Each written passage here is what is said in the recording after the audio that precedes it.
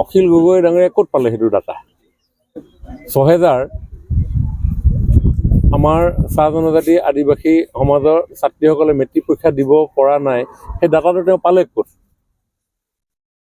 আমি যেতিয়াই ঝুমুৰ আৰম্ভ কৰিছিলোঁ তেতিয়া আমি সকলোকে কৈছোঁ যে যিহেতু এইটো সময়ত হ'ব, গতিকে কোনো পৰীক্ষাৰ্থী যাতে তেওঁলোকৰ পৰীক্ষা ব্যাহত হ'ব পৰাকৈ ইয়াতে অংশগ্ৰহণ নকৰে, আৰু তেনেধৰণে তেওঁলোক যোৱা নাই। তেওঁলোকে নিজৰ ঘৰতে সেইদিনাখন আমি প্ৰত্যেকখন বাগিচাত আমি পৰ্দা লগাইছোঁ, ক'ৰবাত আমি স্ক্ৰীণ লগাইছোঁ, আয়োজন কৰি দিছোঁ, তেওঁলোকে তাতে অংশগ্ৰহণ কৰিছে। গতিকে অখিল গগৈৰ কথা কিবা ভেলু আছে নেকি? ক'ত পালে? হিচাপটো ক'ত পালে মোক কওকচোন। মোক যদি সোধে, মই এই সাংস্কৃতিক বিভাগৰ দায়িত্বপ্ৰাপ্ত মন্ত্ৰী, এই মুহূৰ্তত যদি মোক কয় যে কিমান সংখ্যক লোক তালৈ গ'ল,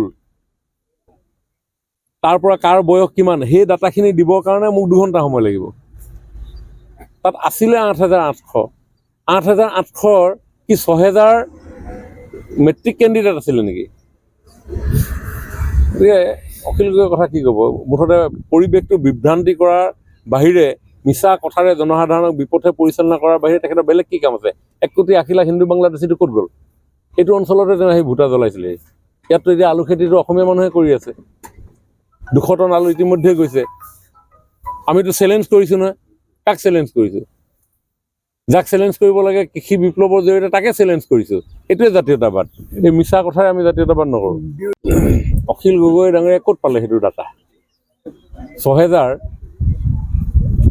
আমাৰ চাহ জনজাতি আদিবাসী সমাজৰ ছাত্ৰীসকলে মেট্ৰিক পৰীক্ষা দিব পৰা নাই, সেই ডাটাটো তেওঁ পালে ক'ত?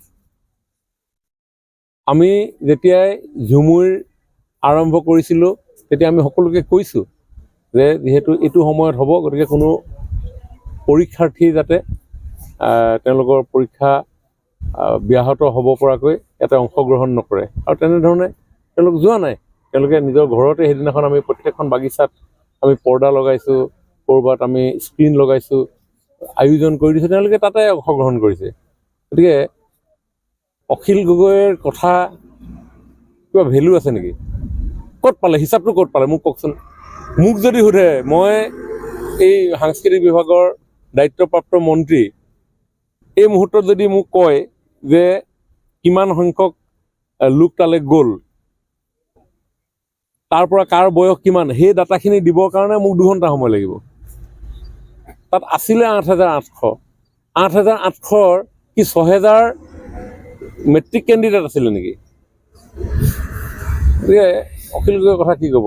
মুঠতে পৰিৱেশটো বিভ্ৰান্তি কৰাৰ বাহিৰে, মিছা কথাৰে জনসাধাৰণক বিপথে পৰিচালনা কৰাৰ বাহিৰে তেখেতৰ বেলেগ কি কাম আছে? 1,80,00,000 হিন্দু বাংলাদেশীটো ক'ত গ'ল? এইটো অঞ্চলতে তেওঁ সেই ভোটা জ্বলাইছিলে। ইয়াততো এতিয়া আলু খেতিটো অসমীয়া মানুহে কৰি আছে। 200 টন আলু ইতিমধ্যে গৈছে। আমিতো চেলেঞ্জ কৰিছোঁ নহয়। কাক চেলেঞ্জ কৰিছোঁ? যাক চেলেঞ্জ কৰিব লাগে কৃষি বিপ্লৱৰ জৰিয়তে তাকে চেলেঞ্জ কৰিছোঁ। এইটোৱে জাতীয়তাবাদ। এই মিছা কথাৰে আমি জাতীয়তাবাদ নকৰোঁ।